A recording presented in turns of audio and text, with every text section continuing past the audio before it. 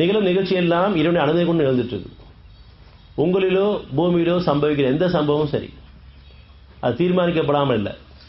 ஆனால் எதுக்காக? சோதனைக்காக. இதை கொண்டு நீங்கள் உணர்ச்சி வசம் போகிறீங்களா, உணர்வு பெற போறீங்களா? நம்ம ஒவ்வொருத்தரும் அப்படி எத்தனையோ செய்திகள் நமக்கு முன்னறிவிப்பாக வராமல் இல்லை. முன்னறிவிப்பாக உணர்வாக வருது, நம்ம தவறிட்டோம். செயல்பாடாக வருது, மற்றவங்க அந்த செயல்பாடு இருக்கும் பொழுது அப்போவாது அந்த மாதிரி வந்துடக்கூடாது, நான் இது மாதிரி செஞ்சிடக்கூடாது. அப்படி இல்லைன்னா இந்த இருக்குது, எனக்கு என்னையும் மீட்டு கொடுத்துரு, அவங்களையும் மீட்டு கொடுத்துரு. இப்படி நம்ம என்னைக்கா உணர்ந்து பார்த்துருப்போமா? எடுத்த உடனே குற்றம் பேசிடும், குறை பேசிடும், மனசில் வச்சிருக்கோம். அந்த குறை நம்மகிட்ட இருக்கவே இல்லை. யார்ட்டையும் குறை இல்லாமல் இல்லை, குற்றம் இல்லாமல் இல்லை, எல்லாரும் தவறக்கூடியவங்க தான். முதல் அந்த வரைக்கும் நம்ம வந்துடும். நம்ம ஏதோ ஒரு வகையில் சுத்தமாக நினச்சிட்டு இருக்க வரைக்கும் நம்ம சோதனை தொடர்ந்து தான் இருக்கும். அது வேற மாறலாம்.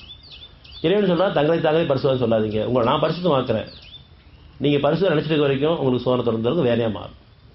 அப்போ தான் நம்ம பணி வரும். எல்லா வகையிலும் நம்ம தவறு பண்ணக்கூடியது. நமக்கு சூழல் உருவான தவறு பண்ணக்கூடியதான்.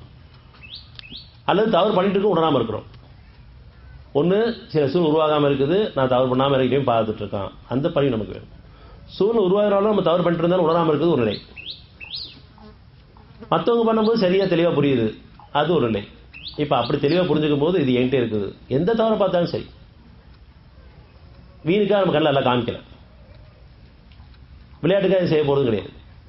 வீணும் விளையாட்டு கிடையாது. உலக வீணும் விளையாட்டும் இல்லை, அவனுடைய காரியம்.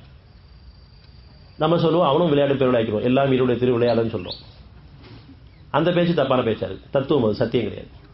இறைவன் எதையுமே வீணுக்காக விளையாட்டுக்காக பண்ண மாட்டான். அவன் நியாயமான முறையில் சில தெளிவுக்காக சூழலை ஒருத்தருக்கு மாறி மாறி கொண்டு வர்றான்.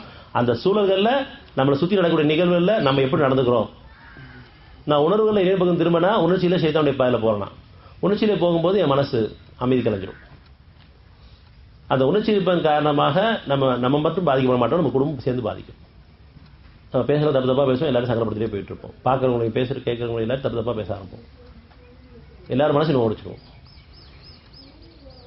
அதனால உணர்ச்சிகள் நம்ம கூடாது. நீ வாழ வைக்கும் காலமெல்லாம் அந்த உணர்ச்சிகள் வேணும், உணர்வுல வாழணும், உன்னுடைய பாதையில் நினைச்சிருக்கணும், உறுதிப்படுத்தணும். என்னை மட்டும் இல்லை, என்னுடைய குடும்பத்தையும் சரி, என்னுடைய சந்தையிலும் சரி, என்னுடைய சமுதாயத்தையும் சரி, எங்கள் நேரில் உறுதிப்படுத்தி ஒவ்வொருத்தருக்காக மட்டும் இல்லாமல் சமுதாயத்துக்கும் சேர்த்து கேட்கும்போது அந்த பிரார்த்தனை தான் ஒன்று விட்டுட்டு எல்லா பக்கம்